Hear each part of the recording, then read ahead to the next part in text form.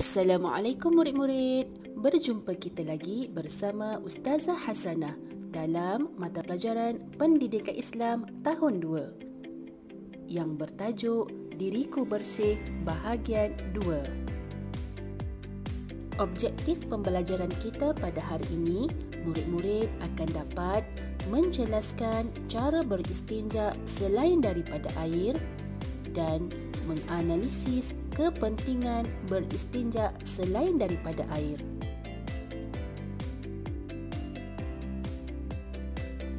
Baiklah murid-murid, masih ingat lagi tak tentang topik alat-alat istinja yang Ustazah telah terangkan sebelum ini? Mari kita ulang secara ringkas. Alat-alat beristinja ada dua bahagian, iaitu air mutlak dan benda-benda kesat. Contoh air mutlak ialah air hujan, air laut, air sungai, air perigi, air embun, air salji dan air mata air ataupun yang kita selalu sebut air paip. Contoh benda-benda kesat pula ialah kain, kertas, batu, tisu, daun-daun kering dan kulit kayu yang kering. Murid-murid dah ingat kan pelajaran lalu? Sebelum kita melakukan istinja dengan benda-benda kesat, murid-murid perlu pastikan najis tidak beralih dari tempat asal. Contohnya, air kencing meleleh ke bahagian paha. Jadi, kamu tidak boleh beristinja dengan benda kesat. Kamu harus beristinja dengan menggunakan air.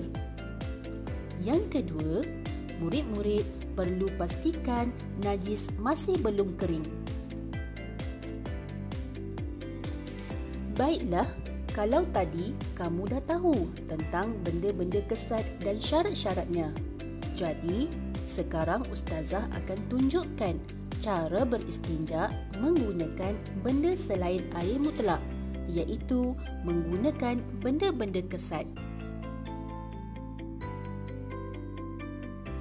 Caranya ialah, langkah yang pertama, sapu kubul atau dubur dengan benda kesat.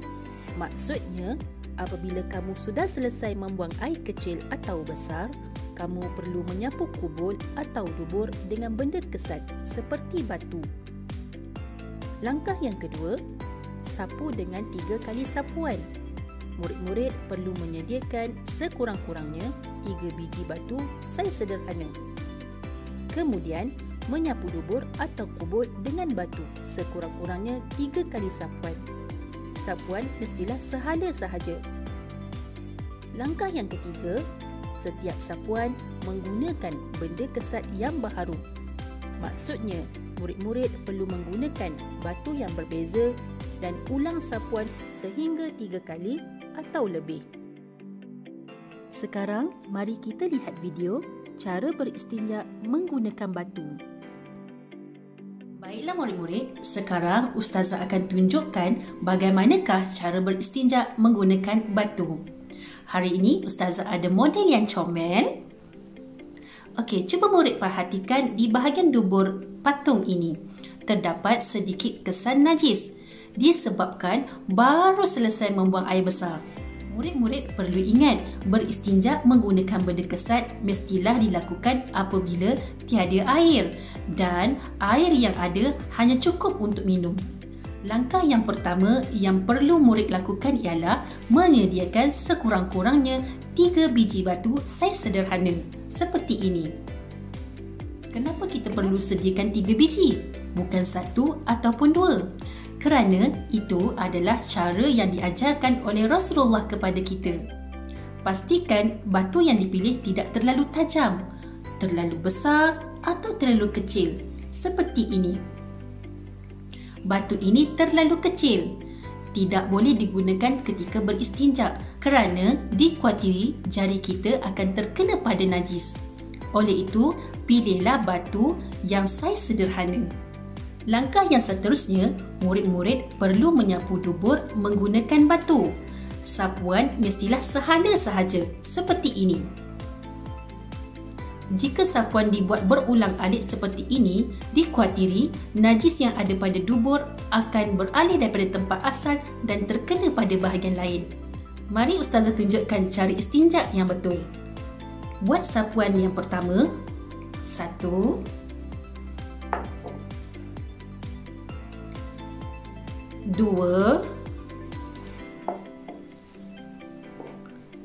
3. Sapuan mestilah dibuat sekurang-kurangnya 3 kali sapuan ataupun 4 ataupun lebih sehingga diyakini bersih. Ingat, batu yang digunakan mestilah berbeza dan berharum. Setelah murid melakukan istinja menggunakan batu, murid-murid diingatkan supaya membuang batu tersebut di tempat sepatutnya.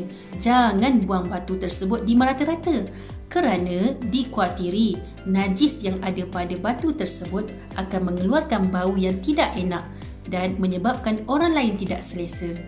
Sebagai orang Islam, kita patut menghormati hak orang lain. Baiklah murid-murid, kamu dah lihat kan video tadi?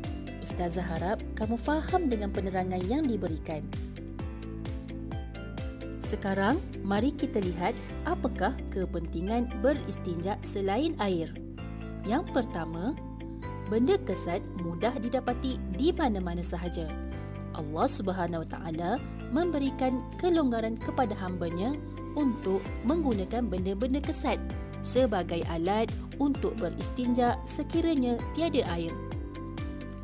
Kepentingan yang kedua, benda-benda kesat adalah pilihan kedua selain daripada air. Katakanlah kalau Allah hanya mengatakan wajib menggunakan air sahaja untuk beristinja. Macam mana kamu nak beristinja dalam keadaan tiada air?